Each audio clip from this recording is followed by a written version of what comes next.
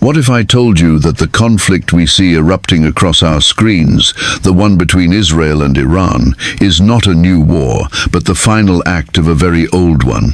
This is a story not of modern politics, but of ancient prophecies carved into the sacred pages of Scripture.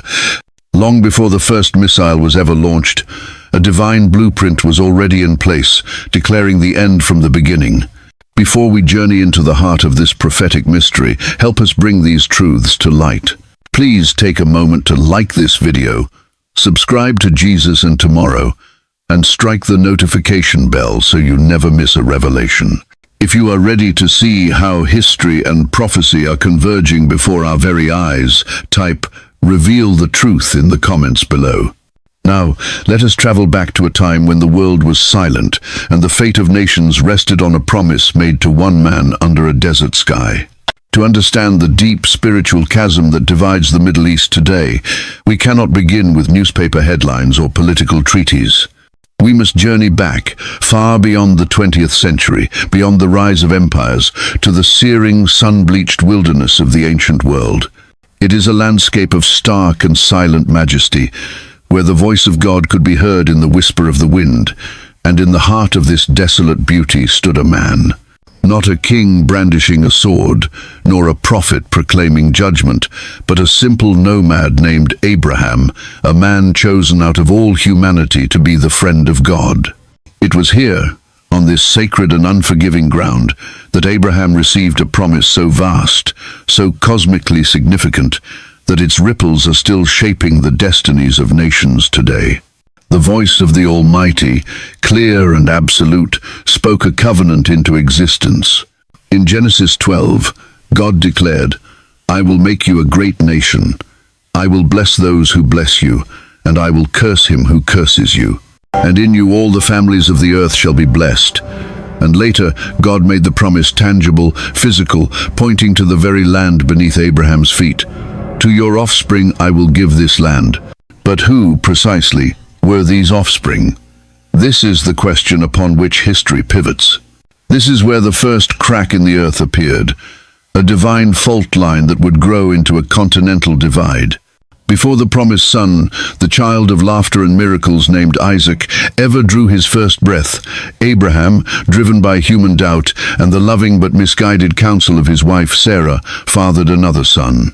His name was Ishmael, born to Hagar, Sarah's Egyptian handmaiden. He was a son born not of divine promise, but of human effort. He was the product of a plan B, a desperate attempt to help God fulfill what seemed impossible.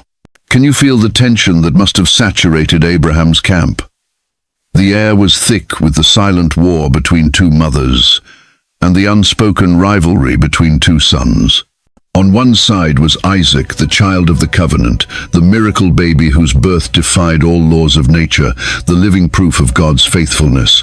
On the other was Ishmael, Abraham's firstborn son, a boy loved by his father, a wild and free spirit, a living reminder of a moment of faltering faith. Yet, God in his infinite grace did not reject Ishmael. He saw the tears of Hagar when she was cast out. He heard the cries of the boy in the wilderness. He made a promise to Ishmael as well, a promise of blessing, of greatness, of legacy. As God spoke to Abraham in Genesis 17, he made the distinction crystal clear, drawing a line in the sand that could never be erased. As for Ishmael, I have heard you. Behold, I have blessed him, and will make him fruitful, and will multiply him exceedingly. He shall beget 12 princes, and I will make him a great nation. A great nation, a blessing. 12 princes. Ishmael was seen, he was valued, he was cherished by God. But then God uttered the words that would set the course of history. "But my covenant I will establish with Isaac." Do you see it? A divine split, a heavenly decree. Two sons both loved by their father, two sons both blessed by God. But only one would carry the sacred covenant, the holy lineage through which the Messiah and the ultimate redemption of mankind would come. It was a choice that had nothing to do with merit and everything to do with God's sovereign and often mysterious purpose. From that moment, two rivers of destiny began to flow from a single source. Ishmael's lineage would branch out, flowing across the vast deserts of Arabia, becoming the fathers of the great Arab tribes. They would be a people of fierce independence, of strength and spirit, their descendants later forming the very foundation of the Islamic world. A people blessed, numerous and powerful, just as God had promised. Isaac's lineage, on the other hand, would flow through a narrower, more turbulent channel. His line would produce Jacob, the man who wrestled with God and was renamed Israel.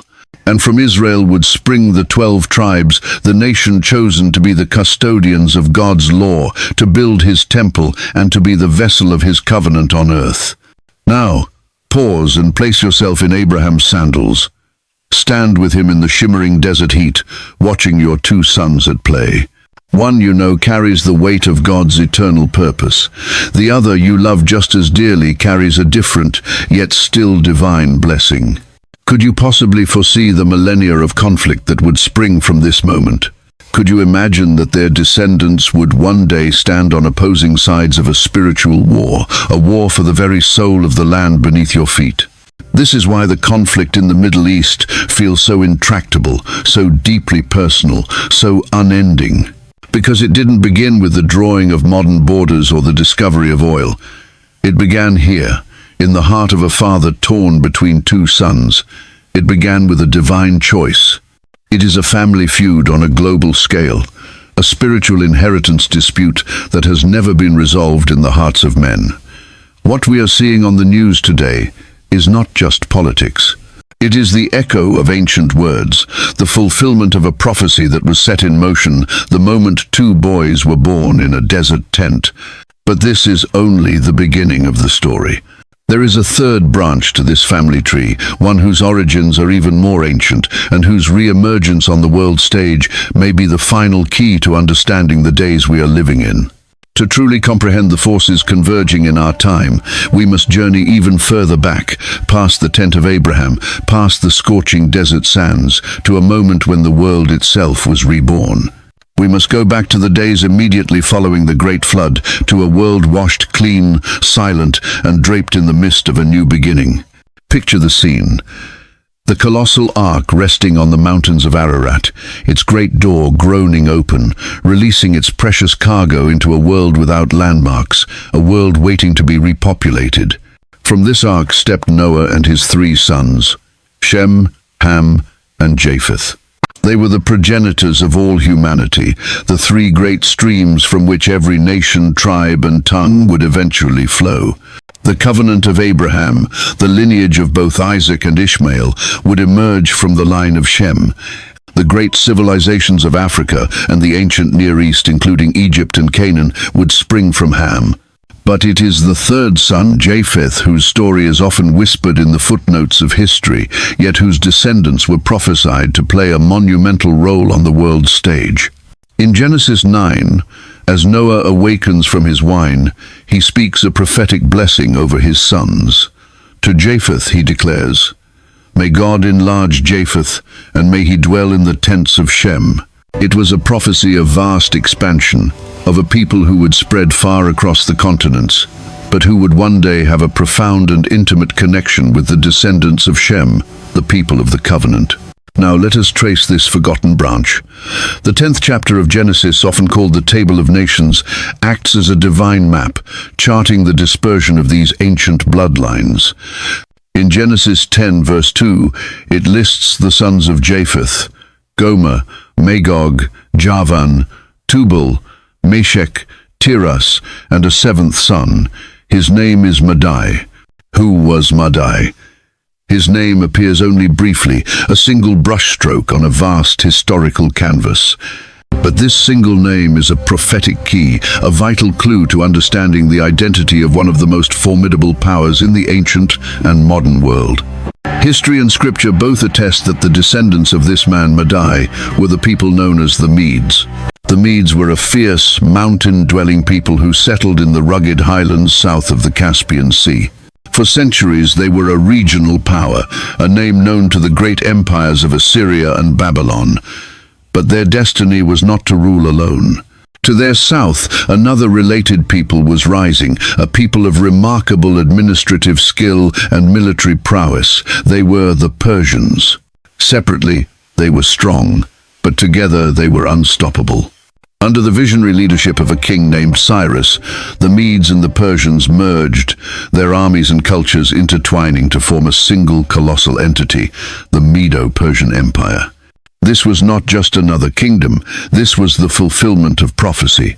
In the visions of the prophet Daniel, this dual-natured empire was represented by a bear raised up on one side and by the chest and arms of silver on a great statue. It was a kingdom destined by God to rise, to crush the golden head of Babylon, and to etch its name into the very structure of God's redemptive and prophetic plan. And the land of the Medes and the Persians, the heartland of this mighty empire, the territory settled by the descendants of Madai, is the very same land we know today by another name, Iran. Let that sink in for a moment.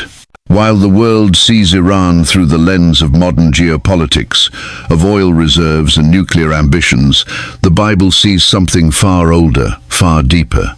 It sees a people whose lineage can be traced all the way back to the sons of Noah.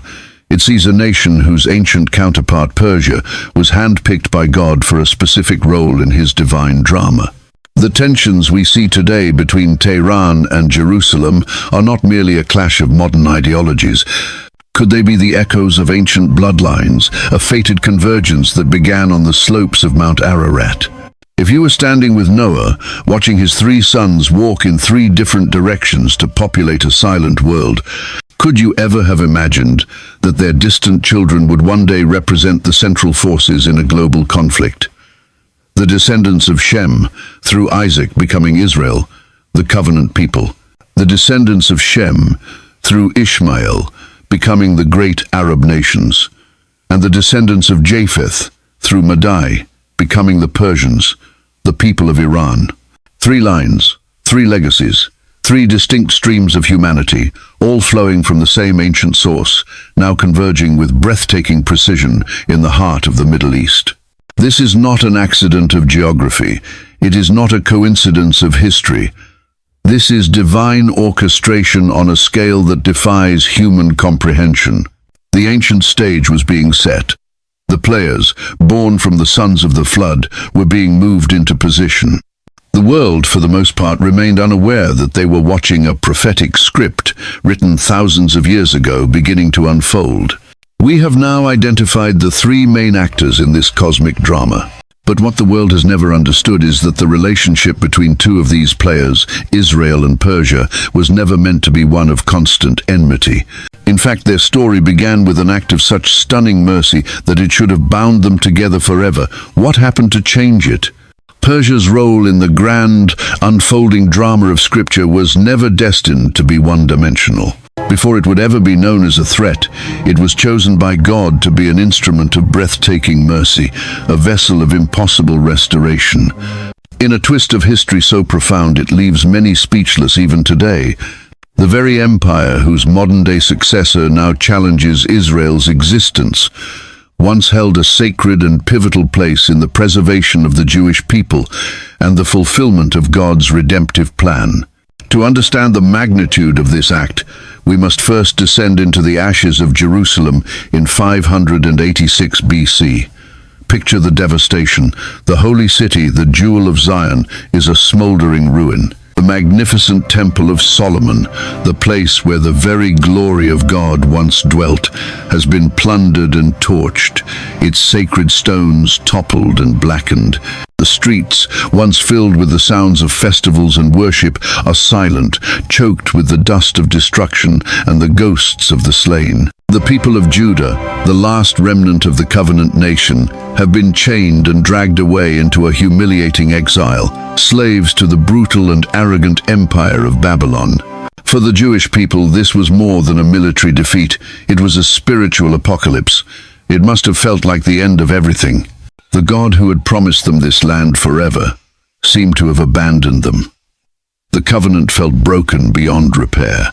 Can you imagine the depth of their despair? torn from your home, your place of worship destroyed, living as a captive in a foreign land, surrounded by pagan gods. Could hope possibly survive in such a desolate landscape of loss? But even in the deepest darkness, a promise flickered like a stubborn candle flame.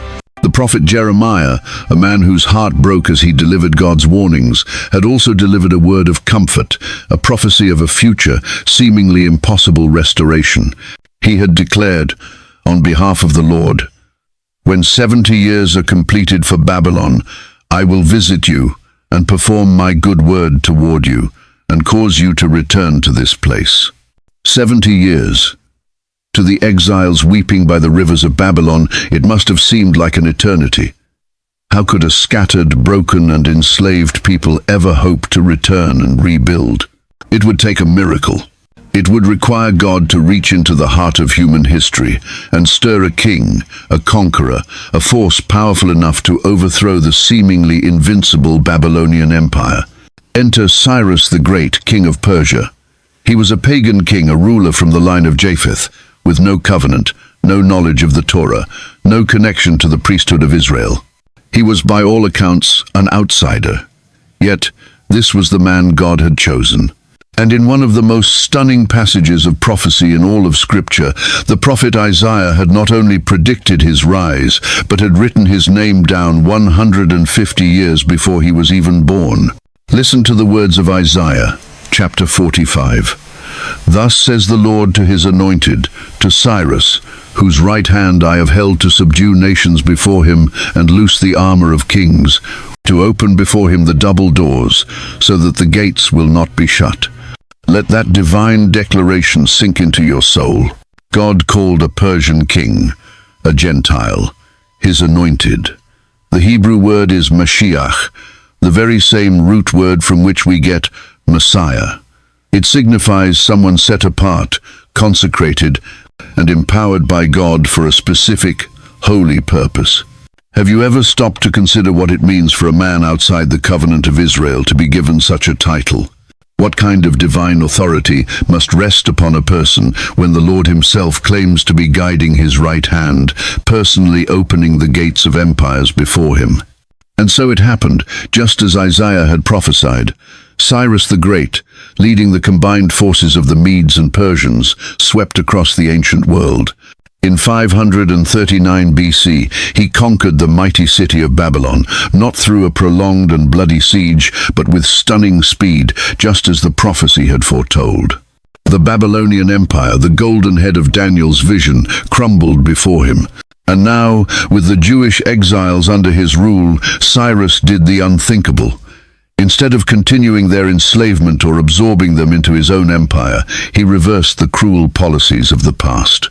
He released them.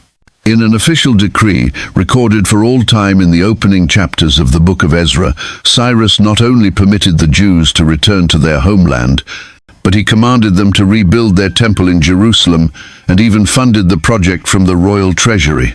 He returned the sacred vessels of gold and silver that the Babylonians had stolen. Imagine the shock, the disbelief, and then the explosion of joy that must have erupted among the Jewish exiles. The prophecy of Jeremiah was coming true. The 70 years were complete. The words spoken by Isaiah a century and a half earlier were being fulfilled by a king who had never even read them. Can you hear the sound of hammers ringing once again on the sacred stones of the Temple Mount? Can you see the long caravans of exiles, their faces streaked with tears of joy, making their way home across the desert? Can you feel the breath of God blowing across the dry bones of a nation, bringing them back to life? Through Cyrus, Persia, the outsider nation, became the instrument of divine deliverance. God revealed a profound truth that resonates to this day.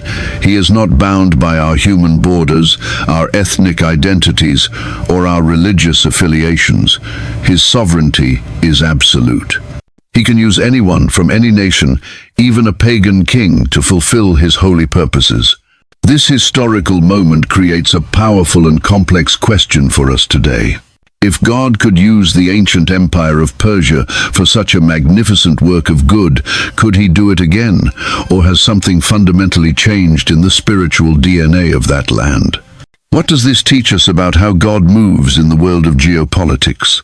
If he raised up an unexpected figure like Cyrus then, is it possible that he is raising up other unexpected figures even now, people and nations the world least expects?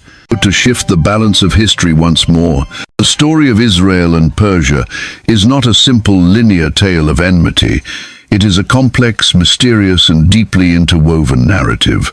It is a story about the mysterious ways of a sovereign God who writes the names of his chosen instruments into the pages of prophecy long before their owners take their first breath. Are you beginning to see how deep these ancient connections go? And could it be that this ancient cycle of judgment and restoration, of opposition and deliverance, is about to repeat itself, this time on a global scale, right before our very eyes? The story of Persia's interaction with the Jewish people, however, did not conclude with the benevolent decree of Cyrus.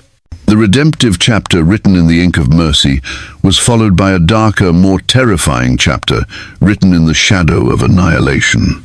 The same soil that had birthed a vessel of deliverance would now give rise to a plot of utter destruction. This new confrontation would not be fought on a battlefield with swords and shields, but in the gilded, whispering corridors of the royal palace where a single, poisoned heart could threaten the existence of God's entire covenant people. Years had passed. The temple in Jerusalem had been rebuilt, a testament to Persian grace and divine faithfulness. A new generation of Jews was living under the rule of the vast Persian Empire. The king on the throne was now Xerxes, known in the Bible by his Hebrew title, Ahasuerus. He was a powerful but mercurial ruler, his empire stretching from India to Ethiopia. And into the highest echelons of his court rose a man named Haman. On the surface, Haman was the embodiment of success. He was a high-ranking official, the king's most trusted advisor, a man to whom all others were commanded to bow. But hidden behind the royal robes and the veneer of courtly titles was a soul consumed by a cold, calculating, and absolute hatred. The Bible identifies him as an Agagite, a descendant of Agag, the king of the Amalekites. The Amalekites were the ancient, archetypal enemy of Israel, the tribe that had attacked them in the wilderness without provocation. The animosity between them was ancient and deeply spiritual. In Haman, this ancient, venomous hatred found its ultimate expression. His rage was ignited by a single act of defiance. One man, a Jew named Mordecai, who sat at the king's gate, refused to bow down to him. Mordecai, a man of the tribe of Benjamin, would bow only to the God of Israel. This quiet act of faithfulness was, to Haman's arrogant spirit, an intolerable insult. But his rage was not content to be directed at one man.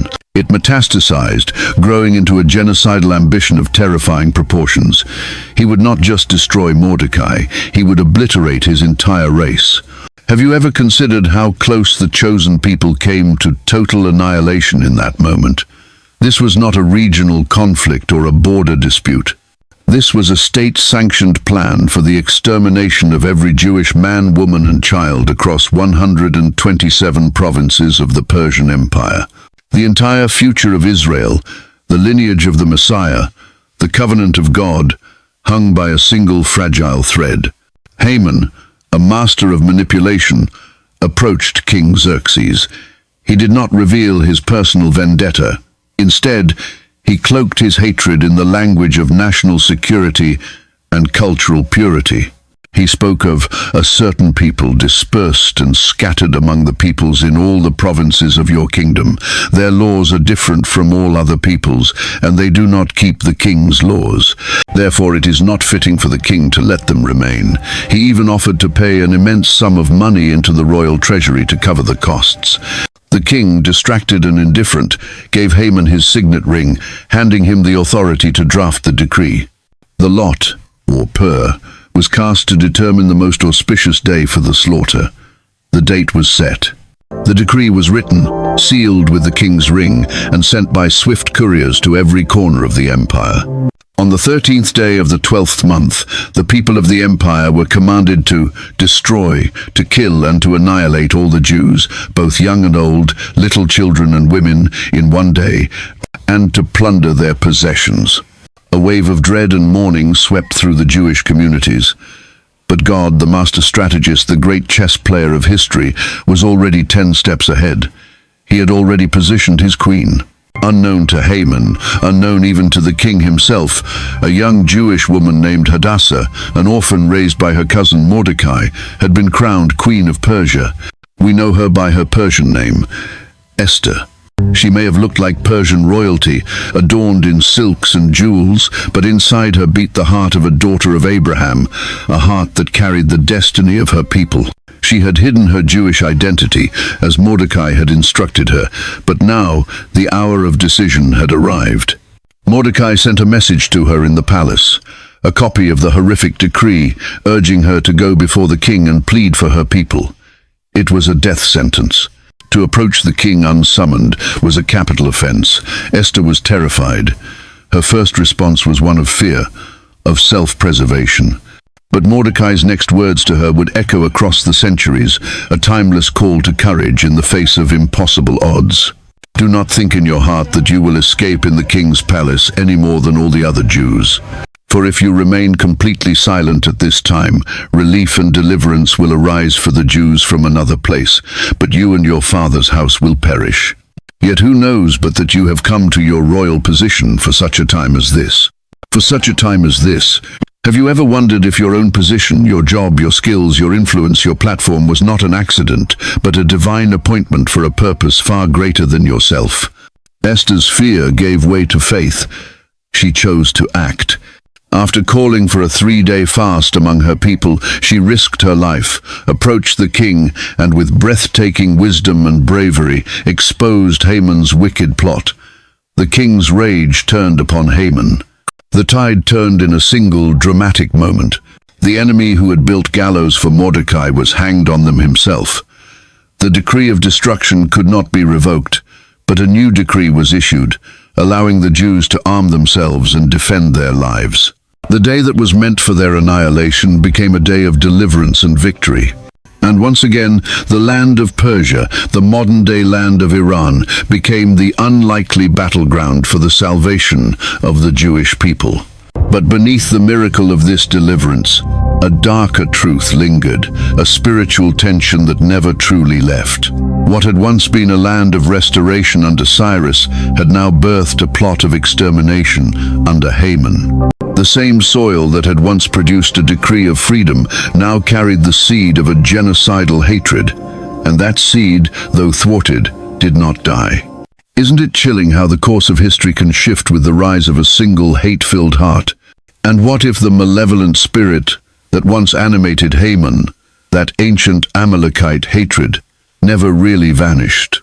What if it merely retreated into the shadows, waiting patiently, century after century, for its moment to return? The story of Persia and Israel was not over. In fact, it was just beginning a long, dark intermission. Do you see it now? Or are you still looking at Iran as merely a place on a map, and not as a stage where an ancient spiritual war is about to begin its final terrifying act? Centuries passed. The Persian Empire of Esther and Cyrus faded into the pages of history, replaced by Greeks, Romans, Parthians, and a long succession of dynasties. The world changed. New technologies emerged, new borders were drawn, and new ideologies swept across the globe. The ancient land of Persia, now known to the world as Iran, seemed to be just another nation navigating the complex currents of the 20th century. But the spiritual seeds planted thousands of years ago, both the seed of divine purpose and the seed of genocidal hatred, lay dormant beneath the soil, waiting. Then, in 1979, history took a sudden, chilling and prophetically significant turn. The ancient land that had once freed the Jews under Cyrus and later threatened them under Haman was violently reborn with a new face and a new, terrifying voice. This time it was not the rise of a new king, but the rise of a new kind of power.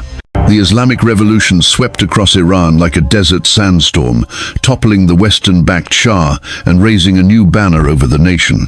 It was a banner not merely of political change, but of a profound and radical spiritual transformation. A Shiite Islamic theocracy emerged from the chaos, a regime rooted not only in national ambition, but in an apocalyptic end-times vision of the world. And from its very earliest proclamations, from the fiery speeches of its founder, Ayatollah Khomeini, this new Iran declared an unshakable and non-negotiable mission: the total and complete destruction of the State of Israel. Can you imagine a modern government whose founding documents, whose very constitution, are infused with an ancient religious hatred? This was not a border dispute. This was not a political disagreement.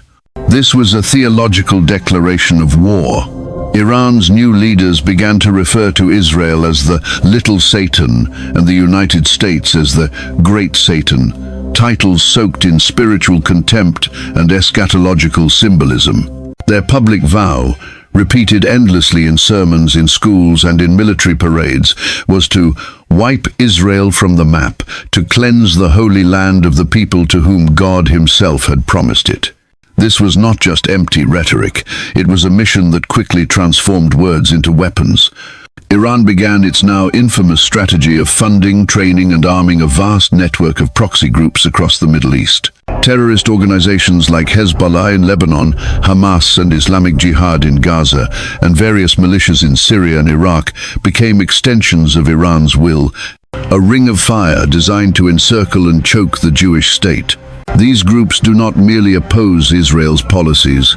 Their charters and their actions are dedicated to fulfilling Iran's unspoken prophecy, to strike at the covenant people from the shadows, to bleed them through a constant war of attrition, to make life in their promised land an unending nightmare. Their very constitution denies Israel's right to exist, not to negotiate borders, not to coexist, but to exist at all.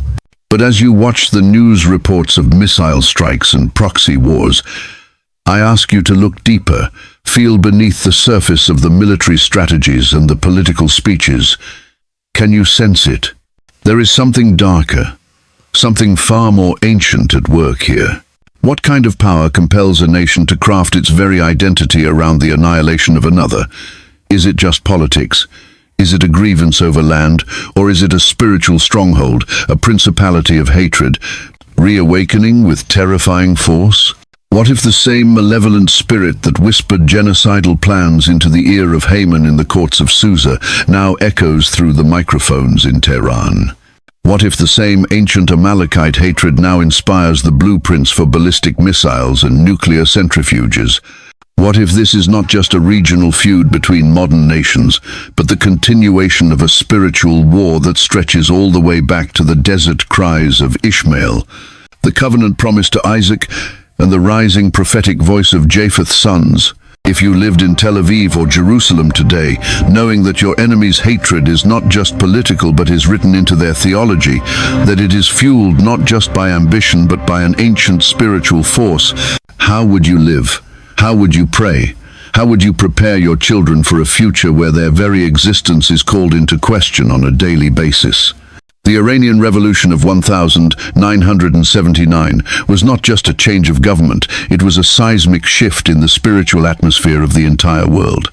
It was the moment the shadow that had retreated after the time of Esther stepped back out into the light, no longer hiding in the corridors of a palace, but now brandishing the full power of a modern nation-state.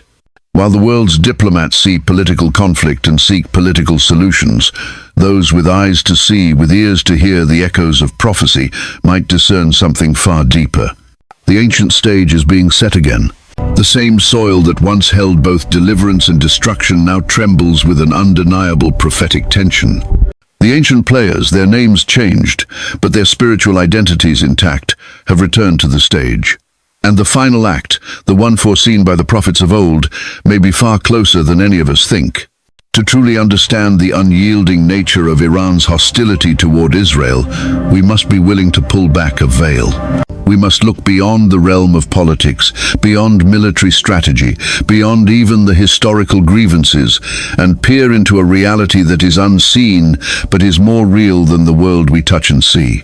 For hidden deep within the pages of the prophet Daniel lies a revelation so profound, so startling, that most who read it overlook its staggering implications for our time.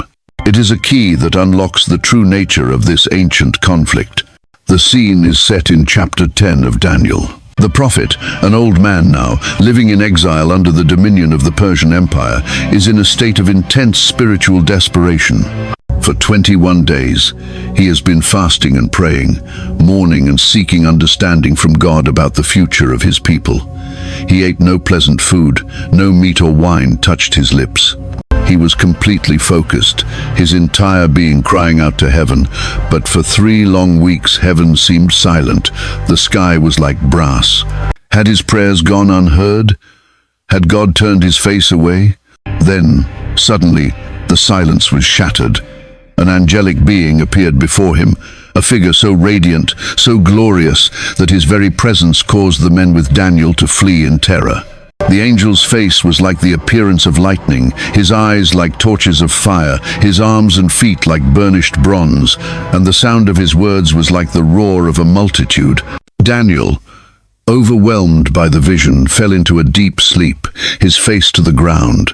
The angel reached out, touched him, and set him trembling on his hands and knees. He had come with an answer to Daniel's prayer from the very first day he had set his heart to understand.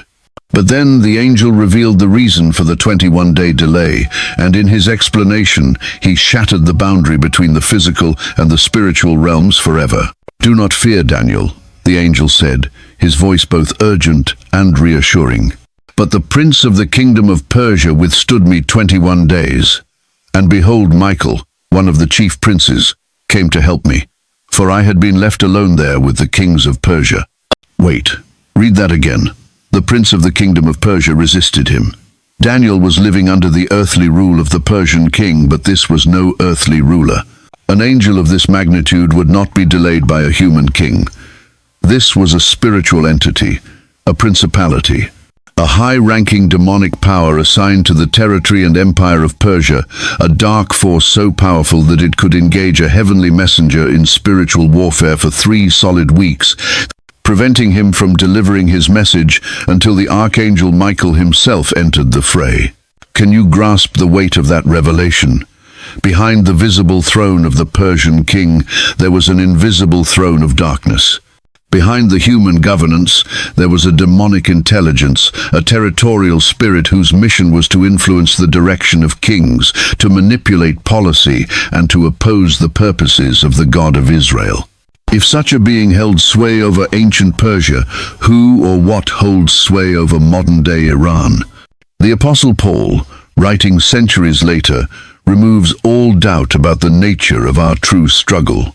In Ephesians 6:12 he writes with chilling clarity, "For we do not wrestle against flesh and blood, but against principalities, against powers, against the rulers of the darkness of this age, against spiritual hosts of wickedness in the heavenly places." Well, the real war then is not fought in parliaments or on battlefields. The true conflict is not between diplomats or soldiers. It is waged in the invisible realm, where ancient spirits whisper their poison into the hearts of leaders, where darkness manipulates national destiny, where a hatred as old as Haman is inflamed not by political strategy, but by malevolent spirits. Could it be that the same Prince of Persia, who resisted the angel in Daniel's day, still stalks the land of Iran today? Has that principality ever truly been cast down? Or has it merely changed its mask, adapting its methods for a modern age? When we see the leaders of Iran declaring, with a fervor that defies all political logic, their desire to annihilate Israel, are we hearing the voices of men, or are we hearing the echo of an ancient, territorial spirit speaking through them? Iran's obsessive, unyielding hatred of Israel is not simply rooted in ideology or history. It is spiritual, it is ancient, it is prophetic. When modern Iranian leaders call for Israel to be wiped from the map, they are unknowingly giving voice to a spiritual entity that has opposed God's covenant people from the beginning. They have become the mouthpiece for the Prince of Persia. If you stood beside Daniel during those 21 days of agonizing silence, feeling the weight of an unanswered prayer, would you have imagined that your pleas were at the very center of a war raging in the heavens? What if your prayers today, your intercession for peace, for truth, for the protection of Israel, are contending with that very same darkness? This conflict is not just about nations, it is about realms. It is not just about politics, it is about prophecy.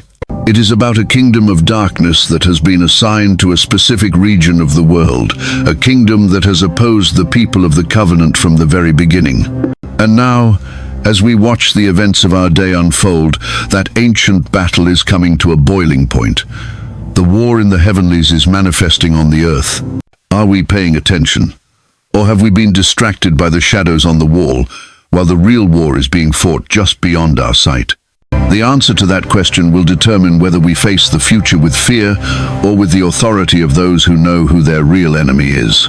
The unseen war, waged for millennia in the heavenly realms, is destined to spill onto the world stage in a final, cataclysmic confrontation. The prophets of ancient Israel, their eyes gazing across the vast expanse of time, were given a glimpse of this terrifying and glorious day. And their words, once spoken to a small, often faithless nation, now resonate with chilling precision in the headlines of the 21st century. The prophet Ezekiel, in chapters 38 and 39, opens a prophetic window onto the end of days. His vision is like a storm cloud rolling in from the edges of time, dark, foreboding, and undeniable. He describes a vast coalition of nations, a great horde rising in unison to attack the nation of Israel after it has been regathered into its land. And at the heart of this alliance, standing shoulder to shoulder with other aggressors, Ezekiel names a key player with unmistakable clarity: Persia, modern-day Iran. Persia, Ethiopia, and Libya are with them, the prophecy declares. The names may sound ancient, but their modern echoes are all too clear. But Persia is not alone. Marching beside her are nations from the south, and from the far north, a mysterious and powerful leader emerges, identified as Gog, of the land of Magog. The identity of Gog has stirred debate for generations, with many scholars tracing this figure to the regions of modern-day Russia, Turkey, or the steppes of Central Asia. The exact identity is less important than the divine alignment. Can you imagine such a coalition forming in our time? A confederacy that unites Iran, with its apocalyptic Shiite ideology, with powers from North Africa and giants from the north. What could possibly compel such diverse nations with different cultures, languages, and political interests to unite with a singular, deadly objective, to descend upon the mountains of Israel and, as Ezekiel puts it, to take a spoil and to seize a prey? The answer is not found in diplomacy, but in the spiritual reality we have already uncovered.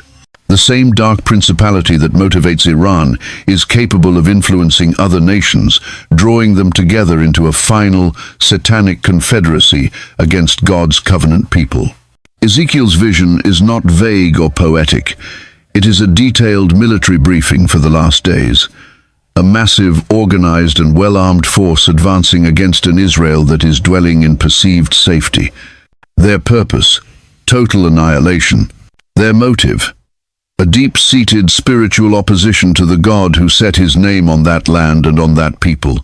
If you are living today, watching the news, seeing the alliances tighten between Iran, Russia, Turkey, and other nations, seeing the hostility grow, the rhetoric become more violent, can you not feel the shadow of Ezekiel's words creeping across the earth? Could we be standing at the very threshold of this 2,500-year-old prophecy? But the prophecy does not end with the rise of this dark alliance or the threat of annihilation. It crescendos with the roar of divine fury.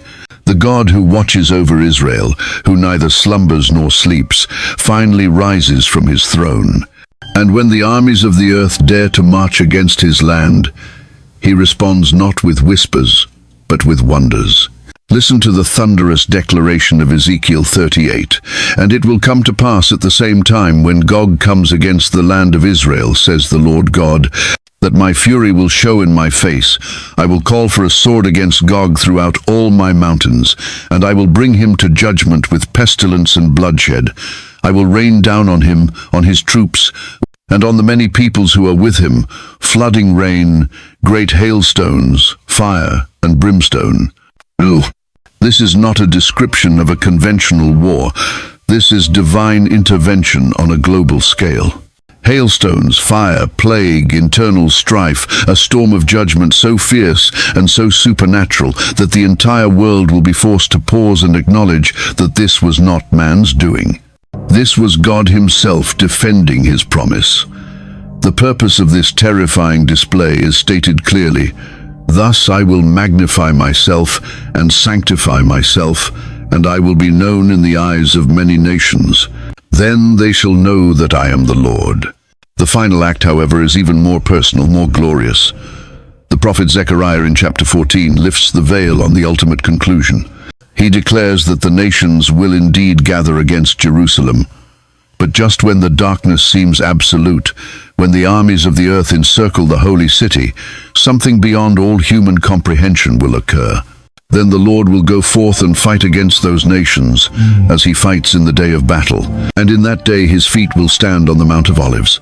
Can you feel the earth tremble in those words? The very mountain from which Jesus Christ ascended into heaven is the very place where he will return. This is not speculation. It is divine, prophetic precision. And when his feet touch that sacred ground, the war of the ages will be over, not by surrender, but by sovereign victory. Because he is not returning as a suffering servant, but as the conquering King of Kings and Lord of Lords. Revelation 19 paints the scene with holy fire. Now I saw heaven opened, and behold, a white horse, and he who sat on him was called Faithful and True, and in righteousness he judges and makes war. He has on his robe and on his thigh a name written, King of Kings and Lord of Lords. 1. All the powers that once conspired against Israel, Persia, Magog, the nations of the earth, and the ancient principalities that drove them, will stand helpless before the blazing eyes of the returning king. The war that began in the desert sands with two brothers, that surged through the courts of Persia, a war that echoed in the revolution of modern Iran, that rose in the prophecies of Ezekiel, will end in a single, divine moment on the Mount of Olives. And it will end not in destruction, but in dominion, in glory, in the eternal reign of the King. And so, we stand at a crossroads, not of prophecy, for that is already written, but of response. The one enthroned in heaven is not worried. As the nations rage, he laughs. He has already installed his king on Zion. The question is not what will happen, but what will we do? Now is the time to pray for the peace of Jerusalem, to stand with God's purposes, to watch the signs not as frightened spectators, but as faithful watchmen who know that the battle is real, but the victory is already won. The King is on his way.